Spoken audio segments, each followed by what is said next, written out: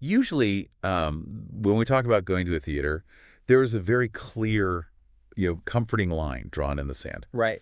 You have the stage, which is bathed in light, where the actors are performing a script, and then you have the audience sitting in the dark, just watching. Yeah, it's a very defined separation. Exactly. You know exactly where reality ends and the fiction begins. The boundary is absolute in that traditional sense. I mean, you pay for a ticket, you immerse yourself in the show for a couple of hours, and then you leave the building. Right. You just walk out the doors and step back into your actual life.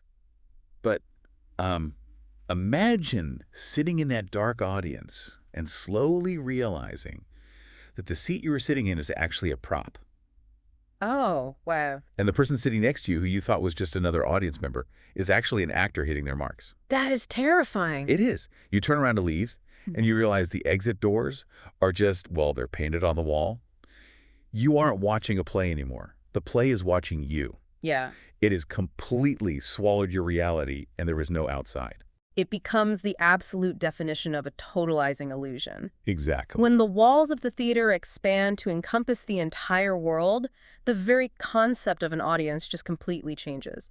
You are no longer a spectator of a specific event. Your entire existence becomes a state of continuous, unyielding observation. And that deeply unsettling feeling, the realization that you are completely enveloped by a performance you didn't even know you were starring in, that is exactly what we are exploring today. So, welcome to today's deep dive. Thanks for having me.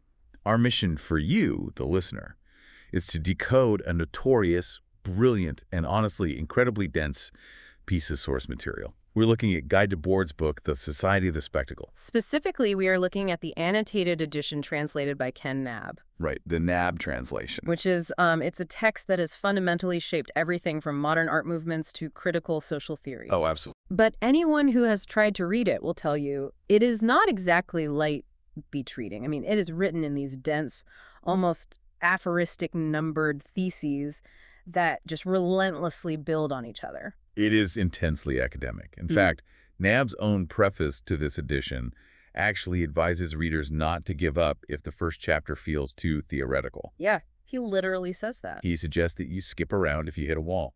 Huh. But don't worry, you don't have to navigate that academic density alone today. No, you don't. We're going to act as your guides, saving you from the theoretical weeds while pulling out the massive, mind-blowing aha moments this book is just packed with. There are a lot of those moments for sure, but extracting them requires some very careful unpacking, especially regarding the historical context. Yeah, before we really get into that, let's set some ground rules. Good idea. Debord goes after pretty much everybody in this book. It is an unsparing critique of capitalism, but it is equally brutal toward 20th century left-wing and right-wing political structures. He completely dismantles Marxism, Leninism, Stalinism, and fascism. Right. And because this material deals with heavily charged political history, we want to be totally transparent with you. We aren't here to take a side, and we aren't endorsing Debord's politics. Exactly. We are strictly operating as impartial reporters to help you understand his ideas exactly as he wrote them. Yeah, we are just the tour guides through his incredibly provocative framework. Comprehension is our only goal here. We want to understand the architecture of his argument completely, regardless of where it lands on the political spectrum. Okay, let's unpack this architecture then. Reading Debord is essentially like, I don't know, being handed the source code to a reality you didn't even know you were trapped in. That is a great way to put it. It's like he is describing a social matrix built entirely out of illusions, where the code itself is running our lives. And to understand how that matrix operates, we have to define its core building block. Debord calls it the spectacle. The spectacle. Right. And we have to start by clearing up the biggest misunderstanding about this word. Yeah, this is vital for you, the listener, to grasp right out of the gate. The spectacle is not a physical screen. No, it's not. It is not just a blockbuster movie or a billboard or, the smartphone in your pocket. Debord defines the spectacle as an all-encompassing social relation. Right, and he traces this back to a fundamental shift in the trajectory of human history. Okay, how so?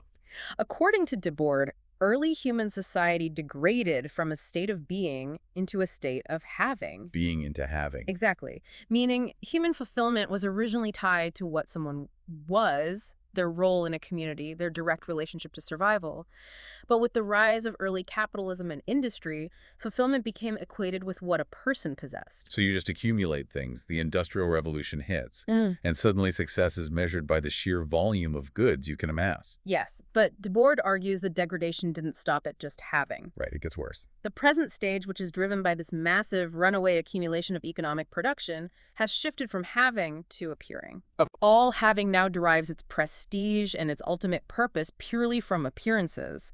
It honestly doesn't matter what the object actually does. It only matters what the object signals to everyone else. There's a quote early in the first chapter that Mhm. just stops you in your tracks, and it perfectly encapsulates this. Which one? Debord writes, "Everything that was directly lived has receded into a representation." Yes, that is the core of it. Think about that.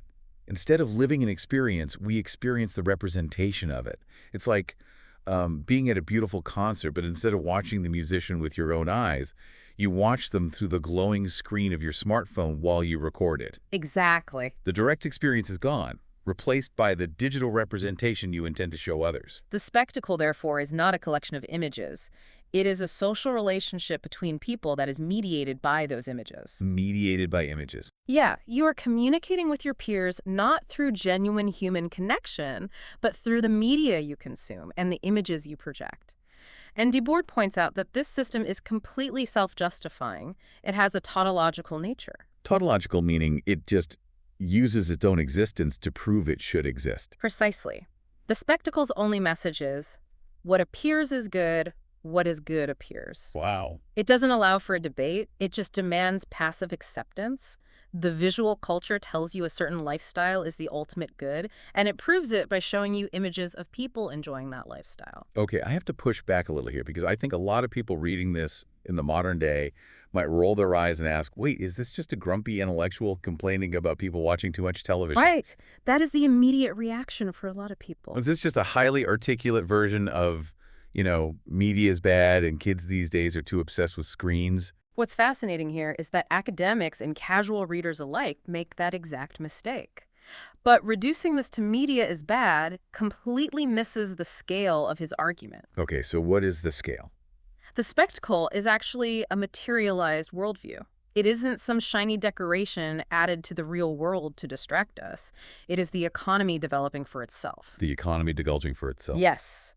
The system has literally turned the real world into mere images, and those images then become the direct motivations for our hypnotic behavior. Debord calls it a permanent opium war designed to force people to equate goods with commodities and survival with satisfaction. So put that in the context of your own daily routine for everyone listening. How often do you do something? Maybe you book a specific vacation or eat at an overly expensive, highly photogenic restaurant or buy a certain brand of outerwear just for the sake of how it will appear to others. Exactly. Rather than for the actual utility of the experience. You aren't consuming the physical food or the vacation. You are consuming the image of that thing to communicate a status to your social circle. That is a social relationship mediated by an image. Yeah. And now that we understand the spectacle is a social relation based entirely on appearances, we have to look at how it actually populates this illusory world. I mean, how does it keep us so endlessly engaged? Yeah, how does it not just get boring? It accomplishes this through the illusion of choice. The illusion of choice.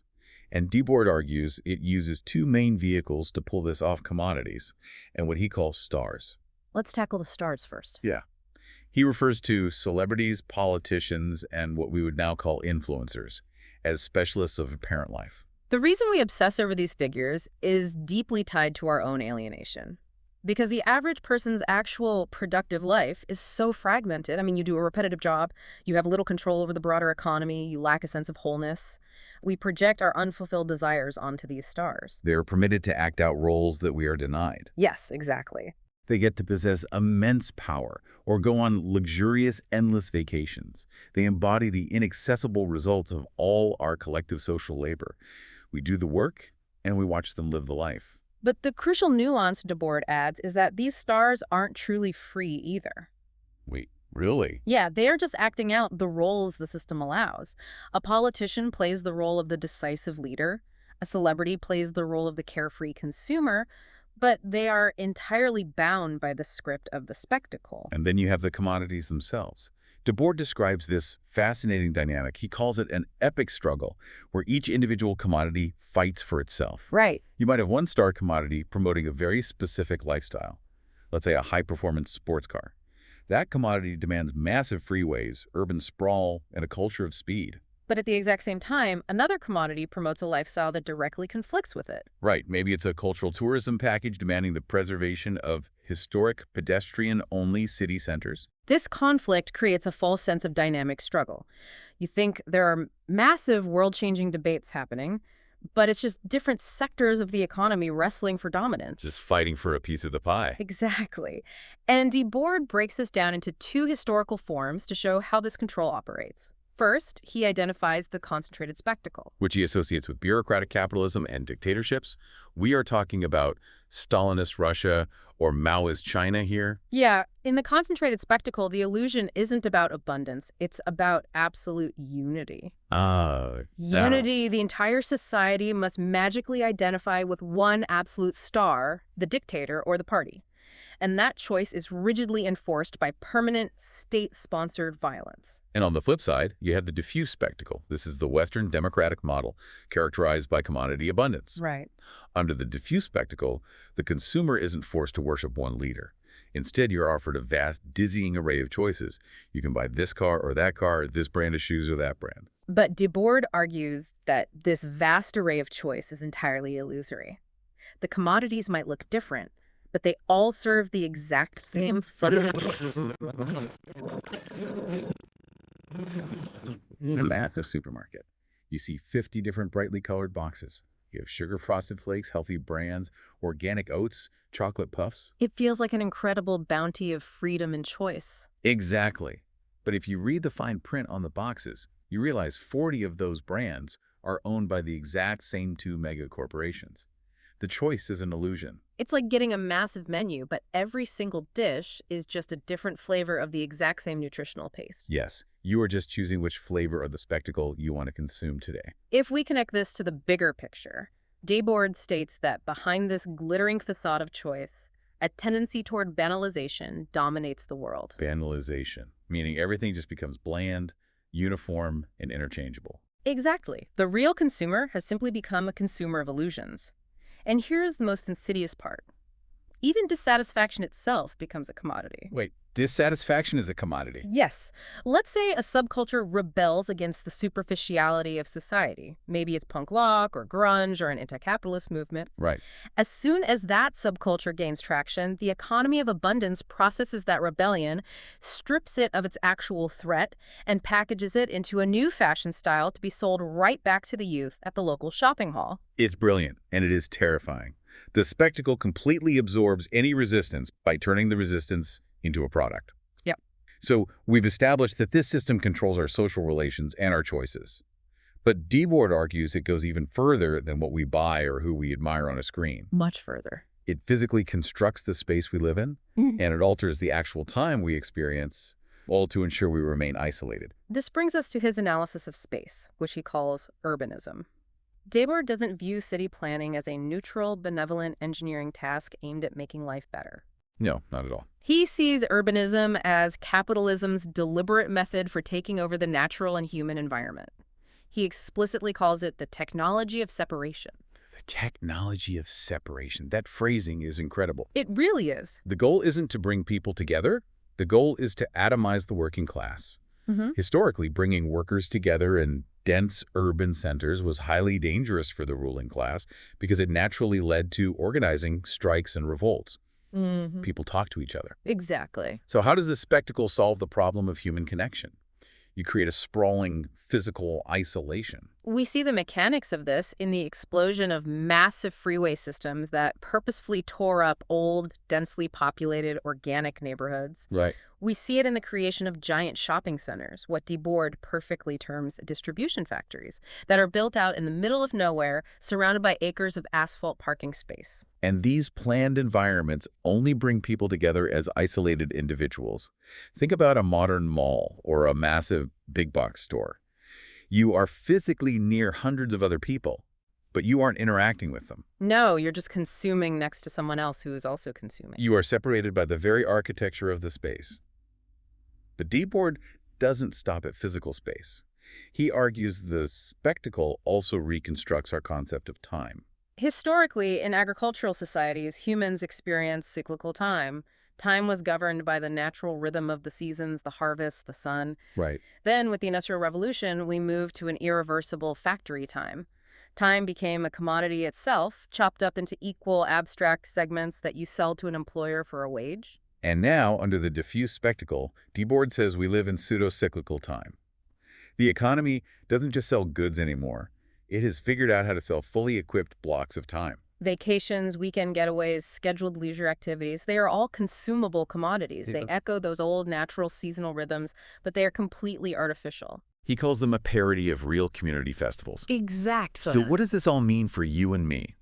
Think about sitting in bumper-to-bumper traffic on a massive 6-lane freeway on a Friday afternoon. We've all been there. You are entirely alone in your metal box, staring at the taillights in front of you, driving to a highly commercialized tourist resort for a scheduled 3-day weekend. You are experiencing exactly what Debord is warning us about. Isolation packaged as leisure. Yes. Your time off is just another product you bought, and you are consuming it in total physical separation from genuine community. And because this modern production system focuses on constant artificial renewal, it completely ignores biological realities. Biological realities like what? Well, the system values only what is visibly new and seemingly productive. Because of this, Debord argues that society implicitly forbids growing old. Oh, wow. It forces people to constantly economize on their youth capital. Right. We spend massive amounts of money and energy trying to preserve the appearance of youth. Right. Because to look old is to look obsolete within a system of appearances.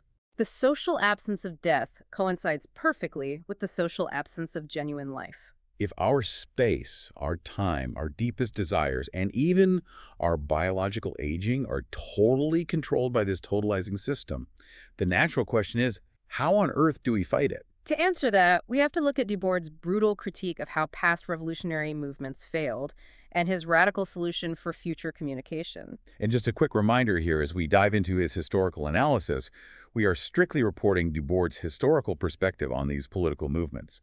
We aren't endorsing his view of history. Right. Debord critiques the major factions of the left by analyzing the precise mechanisms of why they failed to dismantle the spectacle. Starting with the anarchists, right? He starts with the anarchists. He acknowledges that they have a pure ideological negation of the state, but he argues they lack practical methods. They function on this almost religious belief that a revolution is always just around the corner. That they just wait for it. By relying on an absolute demand for pure freedom, they fail to adapt to the complex historical realities of how power actually operates. Then he attacks orthodox Marxism. He argues it deteriorated from a vibrant historical critique into a rigid scientific dogma. Yes. It became an ideology that believed economic development would inevitably scientifically guarantee a socialist future. And the mechanism of that failure is that it led to a passive waiting game. If the revolution is scientifically guaranteed by the economy, the workers don't need to act. They just need to wait. But his most scathing, detailed critique is reserved for Bolshevism and the rise of Stalinism. He breaks down exactly how the Russian Revolution was co-opted. How did that happen, according to him? The mechanism of failure here was the concept of the vanguard party. Debord argues that the party placed itself at the head of the proletariat, claiming to represent them. But in reality, the party seized the state monopoly and became the sole owner of a system of state capitalism. The party became a substitute ruling class. Instead of freeing the workers, the bureaucracy literally owned the proletariat. It did. Debord calls it a totalitarian reign of terror, based on a fundamental lie, where the bureaucracy must constantly use the concentrated spectacle to enforce the illusion that they are the workers' champions, while actively subjugating them. It is a bleak, unsparing history of co-optation and failure.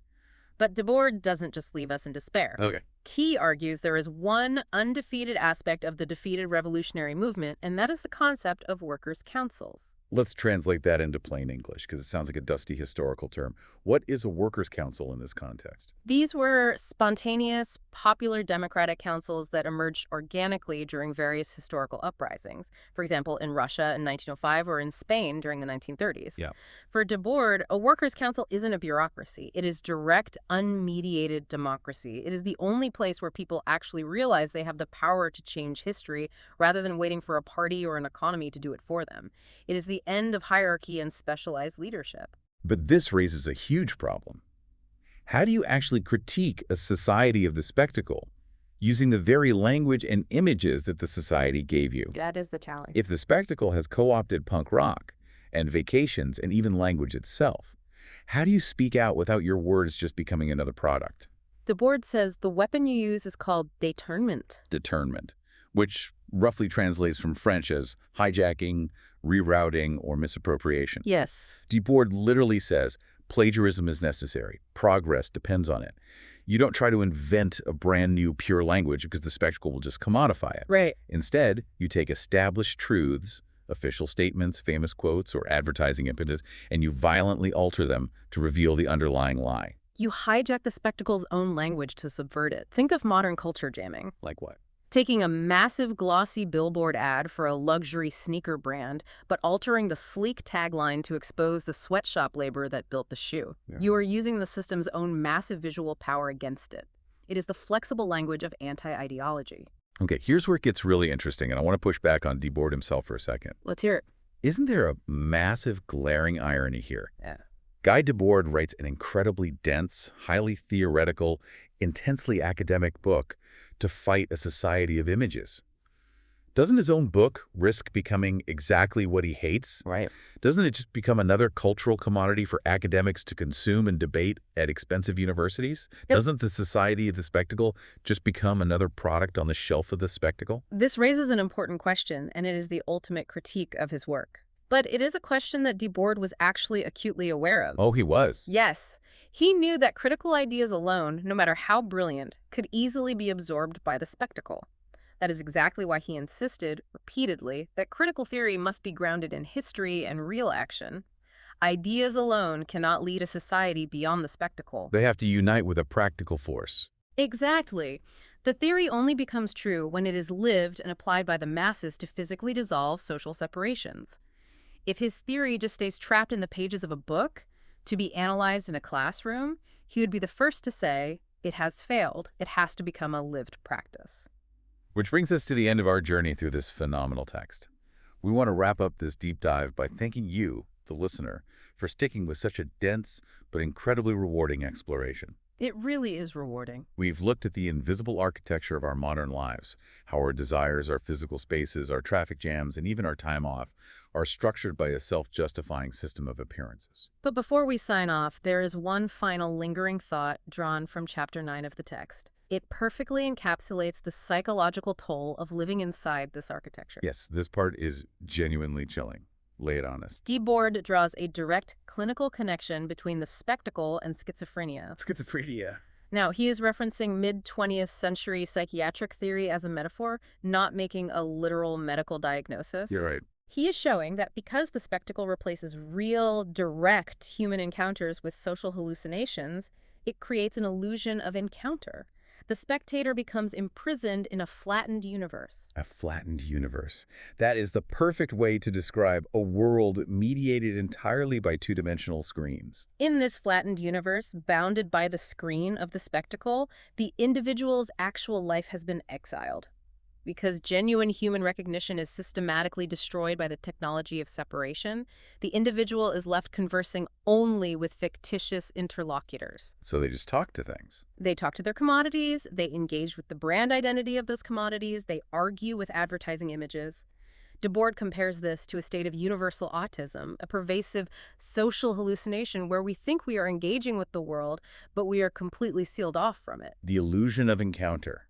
We think we are connected because we have a smartphone with 1 billion people on it, but we have never been more isolated. That's it. The next time you find yourself aggressively arguing with a complete stranger in the comment section of a social media post, or feeling a deep emotional connection to a giant corporation's new marketing campaign, pause and ask yourself, are you having a real human encounter? Or are you just talking to the mirror of the spectacle, suffering from a social hallucination? It's something we all need to think about. Keep diving deep, and we'll see you next time.